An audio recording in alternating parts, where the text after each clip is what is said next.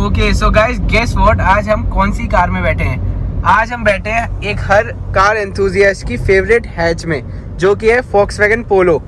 और आज हम जानते हैं अपने सर से कि उनको Volkswagen पोलो के डिसकंटिन्यू होने से कैसा फील हो रहा है। तो यार मुझे तो डिसकंटिन्यू होने से अच्छा भी लग रहा है और बुरा भी लग रहा है। अच्छा इसलिए लग रहा है कि अब मैं सोच रहा था कि स्लाविया और VW की जो वर्टस आई है उसके लॉन्च होने के बाद शायद पोलो का नेक्स्ट जनरेशन वर्जन भी इंडिया में लॉन्च हो जाए, बट इंडिया में अभी ऐसी कोई बात आ नहीं रही खबर कि इसका नेक्स्ट जनरेशन वर्जन इंडिया में आएगा।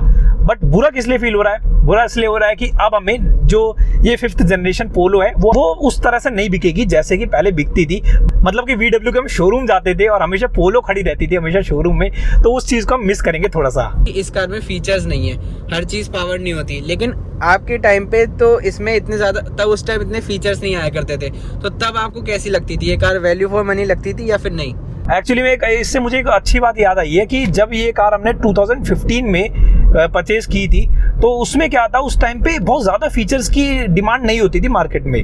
बट VW एक ऐसी ऑटोमोबाइल मेकर था जो कि अपने पोलो जो बिल्कुल ही लोएस्ट सेगमेंट है और उस लोएस्ट सेगमेंट के ही बेस वेरिएंट से ही 2 एयरबैग्स इसमें आते थे। मतलब कि सेफ्टी को हमेशा से ही VW ने इतने ज़्यादा इंपॉर्टेंस दी है। कुछ लोग बोलते हैं कि पोलो में ज़्यादा फीचर्स नहीं है, तो जिस टाइम से ये पोलो आ रही है, सेम इसकी डिज़ाइन लैंग्वेज रही है, सेम इसके इंटीरियर्स रहे हैं, तो उस टाइम तो ये फ्लैट बॉटम स्टीयरिंग भी इतना ज़्यादा कॉमन नहीं था। करेक्ट। तो आपको कहीं ना कहीं ऐसा नहीं लगता पोलो में ऑलरेडी पहले भी कुछ ऐसे फीचर्स आते थे जिनको बाद में ज्यादा हाइप मिली है मार्केट में? जैसे कि उस टाइम पे तो ये ऑटोमेटिक एसी भी नहीं आता था हर किसी कार में। ये बात फैक्ट है कि उस टाइम पे ऑटो एसी और ये फ्लैट बॉटम स्टीयरिंग व्हील आपने जैसे बताया वो नहीं आता था। इनफैक्ट इसमें tilt and telescopic steering wheel भी था, तो वो चीज भी उस टाइम पे जब हमने ली थी तब इतनी कॉमन नहीं थी, बट आज की डेट में वो भी चीज कॉमन हो चुकी है। और एक और फीचर जो इसका उस टाइम पे काफी ज्यादा एक्सक्लूसिव था वो ये था कि इसके आपको रिमोट जो मिलता है उससे आप विंडोज को अप एंड डाउन कर सकते हैं लॉन्ग प्रेस करके। लिटरली अभी बाहर आप देख सकते हैं टेम्परेचर इतना ज़्यादा है, और अगर आप अपनी गाड़ी को कहीं ऐसी जगह पार्क कर दो जहाँ पे सनलाइट डायरेक्टली गाड़ी में एंटर कर रही है तो वो फीचर तब बहुत ज़्यादा यूजफुल हो जाता है, क्योंकि हम रिमोट से ही इसकी विंडोज को पहले डाउन कर देते हैं कार में एंटर करने से पहले। ऑल्दो आप ये चीज़ आप कह पाएंगे कि काफ़ी सारी कार्स में कनेक्टेड कार टेक्नोलॉजी आ चुकी है जिसमें आप डायरेक्टली AC को ऑन कर सकते हैं पहले से ही, बट वो फीचर अभी कुछ साल पहले ही इंट्रोड्यूस किए हैं मार्केट में। ये जो फीचर है वो काफ़ी पुराना है। तो उस टाइम पे यस ये बात सच है कि VW ने कुछ ऐसे फीचर्स भी दिए थे जो कि कोई और ऑफर नहीं करता था। सो सर, मार्केट में इसका एक परफेक्ट राइवल है i20 N9, तो क्या आपको लगता है कि कहीं ना कहीं वो Volkswagen पोलो को रिप्लेस करती है? देखो मार्केट में अभी हैचबैक सेगमेंट की अगर मैं बात करूं तो 2 कार्स ऐसी हैं अभी भी जिनमें आपको टर्बो इंजन मिलता है VW पोलो के अलावा। एक हो गई एल्ट्रॉस और दूसरी हो गई i20। अब i20 का जो टर्बो इंजन है और पोलो का जो टर्बो इंजन है वो आपको 1 लीटर का मिलता है, और मजे की बात तो ये है वो 1 लीटर के इंजन एल्ट्रॉस के 1.2 लीटर के टर्बो इंजन से काफी ज्यादा पावरफुल है। तो इस वजह से एल्ट्रॉस को हम एक बार साइड में रखते हैं और i20 एंड पोलो को ही कंसिडर करते हैं। तो i20 एक ऐसी फैमिली कार है जो आपको परफॉर्मेंस तो अच्छी देती है, साथ में फीचर्स भी अच्छे देती है। बट पोलो की अगर मैं बात करूं तो एक बार अगर उसका इंजन ऑप्शन हटा देते हैं, हम बात करते हैं इसकी स्टेबिलिटी की, हाई स्पीड स्टेबिलिटी की या हाई स्पीड कॉर्नरिंग की, ये सब इसमें काफी ज्यादा अच्छे आपको मिलते हैं in addition to engine performance.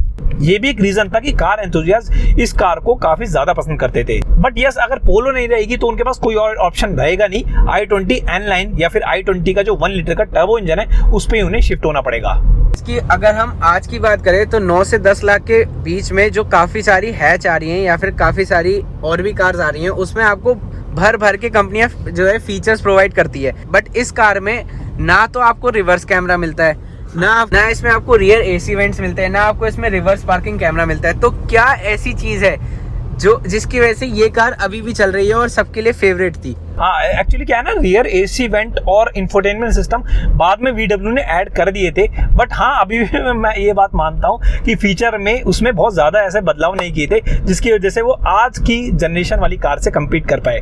जैसे कि कीलेस एंट्री VW ने कभी ऑफर ही नहीं की पोलो में, ना वेंटो में, ना रैपिड में। बट अगर इन सब चीज़ों को एक बार के लिए साइड में रख दे तो इसकी बिल्ड क्वालिटी हो गई और पूरी गाड़ी की फिट एंड फिनिशिंग हो गई, वो सब चीज़ें इसे डेफिनेटली बिल्कुल ही अलग प्रोडक्ट बना देती है अपने सेगमेंट तो छोड़िए बल्कि इससे ऊपर वाले सेगमेंट में भी। क्योंकि आपको आजकल कार्स में प्रॉब्लम क्या मिलती है देखने को कि कहीं ना कहीं जो कार मैन्युफैक्चरर्स होते हैं वो कॉस्ट कटिंग के नाम पे आपको अच्छी बिल्ड क्वालिटी नहीं दे पाते, तो वो चीज़ इसमें कभी भी आपको नहीं मिलेगी देखने को। वॉक्सवैगन पोलो भले ही कितनी भी बढ़िया कार हो, बदनाम किस वजह से? अपनी मेंटेनेंस की वजह से, अपनी आफ्टर सेल्स सर्विसेज के जो प्राइसेस हैं उनकी वजह से। ये बात आपकी सही है कि मेंटेनेंस इसकी बहुत ज़्यादा है, ऑल्दो मेंटेनेंस को मैं पूरी तरह से ब्लेम नहीं करूंगा। इसकी अगर सर्विस इंटरवल की बात करूँ तो 15,000 किलोमीटर या 1 ईयर पे इसकी सर्विस होती थी और सर्विस डेफिनेटली इसकी कॉस्टली है। अगर आप पोलो लेजेंड भी अभी कंसिडर करने वाले हैं तो यस सर्विस इसकी कॉस्टली है, बट इसकी जो मेन प्रॉब्लम आती थी वो ये आती थी कि अगर कोई स्पेयर पार्ट इसका खराब हो जाए तो पहले तो इजीली अवेलेबल होता नहीं था कई बार कंपनियों के पास, और अगर हो भी जाता था तो उसकी कॉस्ट जो थी वो ज़्यादा ही होती थी। तो इस वजह से लोग कहते हैं कि हाँ इस कार की मेंटेनेंस बहुत हाई है। तो सर आपकी कार में आज तक कभी भी कोई खराबी आई है क्या इसमें? हाँ डेफिनेटली आई यार, काफ़ी सारे। देखो इतने साल से कोई भी कार को हम ड्राइव कर रहे हैं या कहीं भी से ले जाते हैं तो खराबी तो किसी भी कार में आएगी, बट मैं एक चीज़ अभी भी कह दूं कि आज 6 ईयर होने के बाद भी आप इसका कोई भी कंपोनेंट देख लीजिए इतना परफेक्ट आपको लगेगा। और दूसरी बात यह कि इस कार ने आज तक हमें किसी भी तरह से परेशान नहीं किया है, चाहे हम लॉन्ग ड्राइव पे जाएं चाहे शॉर्ट ड्राइव पे जाएं। आपको इस कार में कहीं से भी कुछ रैटलिंग नॉइज आज भी सुनाई देती है या फिर फील होती है? क्योंकि ये एक जर्मन ब्रांड है। बात पूछी कि रैटलिंग नॉइज, क्योंकि रैटलिंग नॉइज अभी भी क्या, मैं आपको बताता हूँ एक अच्छी बात कि जब हम ये कार ले रहे थे तो हमारे साथ साथ मेरे फादर के काफ़ी सारे फ्रेंड्स ने भी और दूसरी कार परचेज की थी उसी टाइम पे। आज की डेट में उनकी कार ले लीजिए और हमारी कार ले लीजिए, इसमें आपको ना कोई रैटलिंग नॉइज आएगी, ना इसके फिट एंड फिनिशिंग में कोई प्रॉब्लम आएगी, कोई भी चीज़ में कोई भी कंप्लेन यहाँ पे आपको नहीं मिलेगी इसमें। तो ये चीज़ मुझे बहुत ज़्यादा इसकी पसंद है। म्यूजिक सिस्टम में किसी चीज़ की कमी आई? म्यूजिक सिस्टम आपको सही बताऊं तो इसमें सिर्फ 4 स्पीकर मिलते हैं, 1 2 3 4, और कोई ट्विटर नहीं मिलता आपको, कुछ नहीं मिलता। बट मैं अगर आपको इसकी क्वालिटी सुना दूंगा म्यूजिक की तो आप हैरान हो जाएंगे कि इतने टाइम पहले भी इसका म्यूजिक सिस्टम इतना ज़बरदस्त होता था। ओके सो सर अगर मैं किसी कंपनी को ब्लेम नहीं करना चाहूँगा, बट मुझे ये पता है कि आप टाटा एल्ट्रॉस भी ओन करते हो, तो टाटा एल्ट्रॉस में भी टर्बो इंजन आता है, बट वो अब प्रोवाइड होने लगा है, आपका नेचुरली एस्पिरेटेड इंजन है। तो आपको इसमें और उसमें क्या डिफरेंस फील होता है? हालांकि दोनों एक हैचबैक सेगमेंट ही है।